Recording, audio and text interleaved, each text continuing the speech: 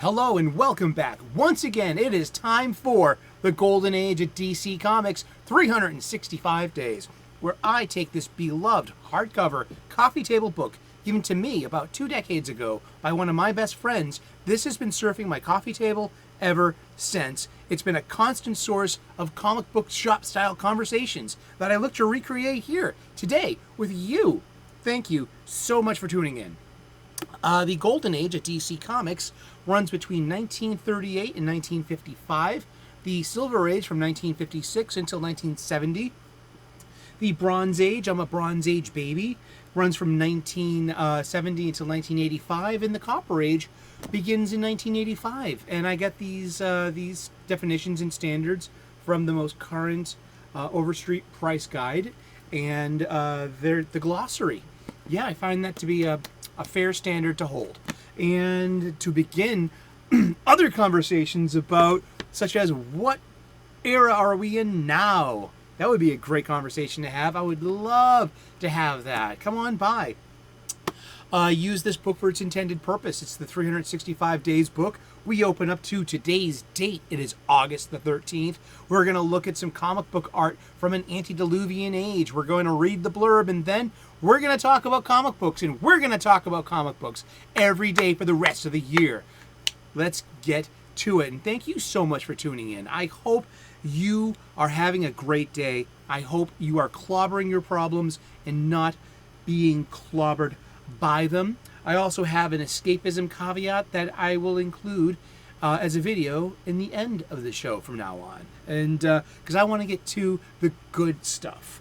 And today we are talking about Paul Kirk, Manhunter. Dun dun. Story and art by Ed Moore from Adventure Comics number 65 of August in 1941. It was a rainy night.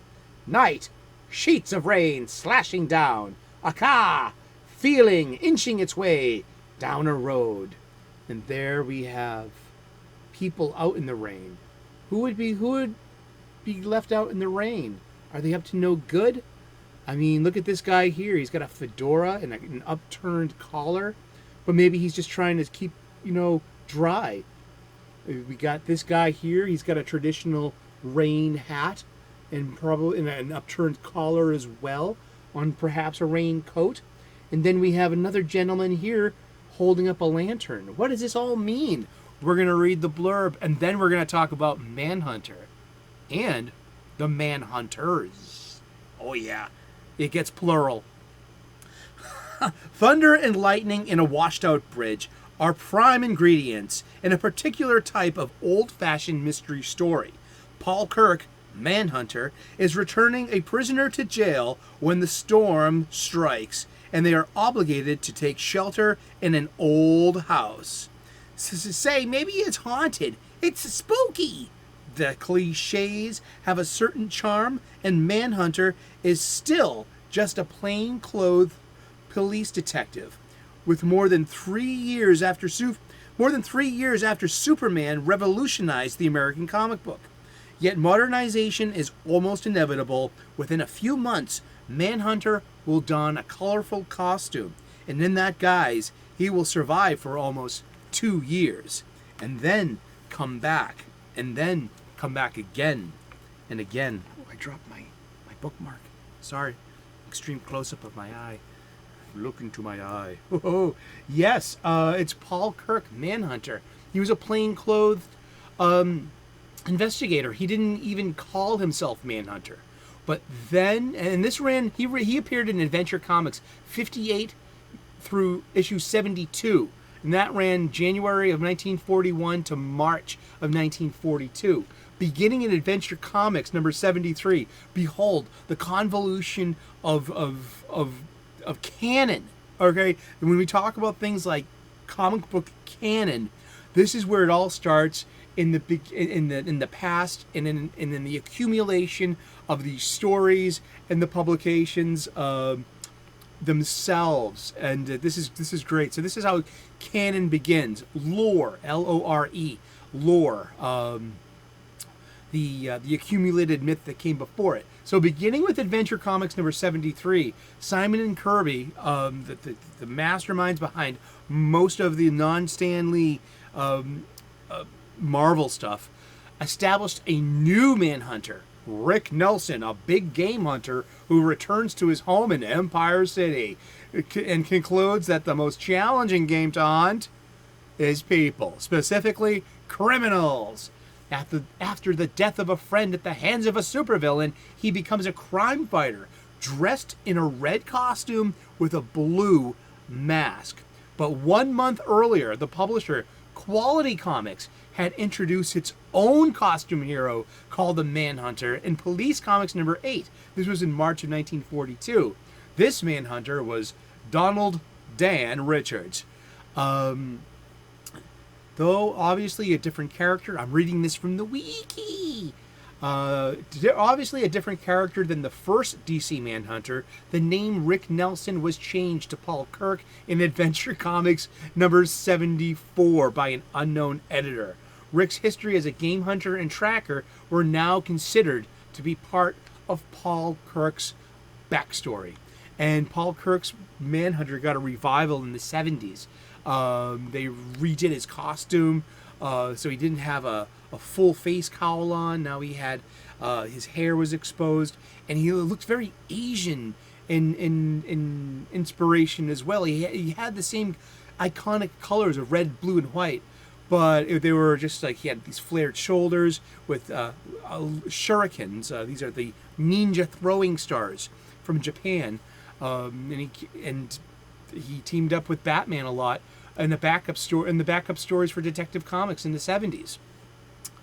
By 1977, though, something else happens with the Manhunters. We take the same color combinations of the red outfits with the blue faces, and now, by 1977, over in Justice League, Manhunters are being, it's in Justice League of America number 140 in March of 1977 by Steve Englehart and Dick Dillon.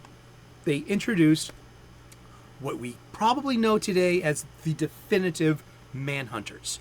The Manhunters were a robot police force created by the Guardians of Oa, a precursor to the Green Lantern Corps.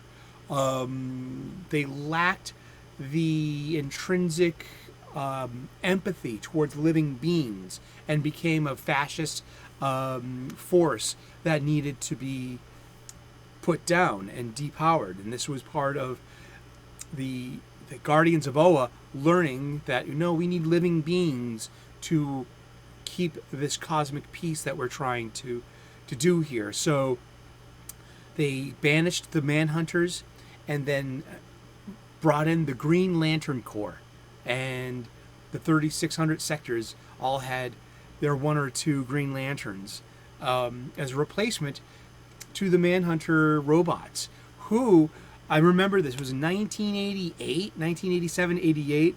It was the summer crossover event. I'm like in 7th or 8th grade, maybe even going into no. I'm a freshman in high school, and it was called Millennium, and it was a crossover event. I don't recall there being a core title named Millennium. It was just everything tied into Millennium. Everything had Manhunters. There have been Manhunters disguised as humans throughout the course of the DC history. Now we're in this post-crisis on Infinite Earth age, and they're really starting to play with their new toys. So we come out of Crisis. We had Legends, which was a company that had a core title, and it was a company-wide crossover for that summer. That gave us the Justice League International by Jim DeMatteis and company. And then comes the following year's Millennium. And then came after that Armageddon 2001. And because, summer event comics, tie-in comics, those were publishing initiatives. We're trying to sell magazines, superhero stories are great and all, but what's the point?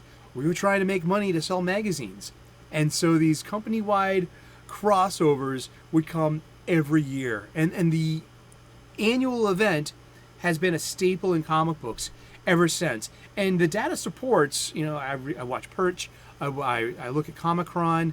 I trust these sources prima facie that summer events, these event comics, are big sellers. They actually do its job. They get asses in seats, or they get, ducats in registers. And so yeah, today we've been talking about the original Manhunter, Paul Kirk, but also what came afterwards, and that was in the Copper Age. The Copper Age Manhunters, well, they were a little different. No man escapes the Manhunters.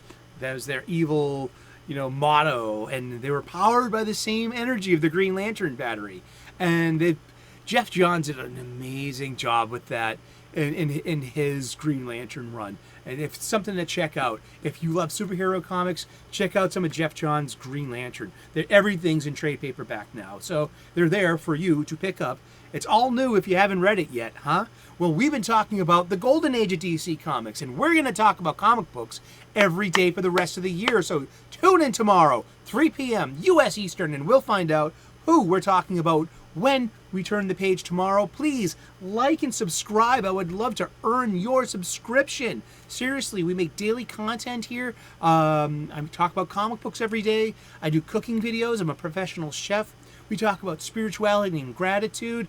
We also have nature shorts, and I point out planets in the pre-dawn sky. I love pointing out the planets to people. We share the same sky. If you see these planets too, share your pictures. And also, hey, check it out. Where am I today? I am at the Boston Seaport. I am thoroughly enjoying, I hope I am, Fan Expo Boston 2002. I have a 3-day pass, and I'm meeting up with other YouTubers. And today is Saturday, and we have a mini meetup planned for later on. Even if you don't go to the con, if you're in on this, and if you know us from the live chats and the live streams, hit me up on Twitter. Hit Thomas Gilkey up, the Gilkinator, up on Twitter. Find out where we're going to be and join us. And or look for us at the con. Look for me. I will be cosplaying as Endgame Captain America. Yes, I have a full-on Captain America cosplay, and I'm going to be carrying a Mjolnir because I am worthy. Seriously, I'm going to have a good time. I love other cosplayers. I love the energy that they have. I love the originality and the fabrication of their favorite characters and their interpretations. I've always seen true diversity and representation at these Comic-Cons and the people that show up in costume. I just love walking up to other cosplayers and saying, damn, you look great. That's like my favorite thing. So I'm going to be, hopefully we're having a great time. Join us. Please come with us. And we will see you tomorrow. Thanks for tuning in. Yeah, join us tomorrow. Same bat time, same bat channel, 3 p.m. U.S. Eastern. Good luck. Namaste. God bless you. And we will see you tomorrow and in the funny pages. Thank you so very much. Ciao.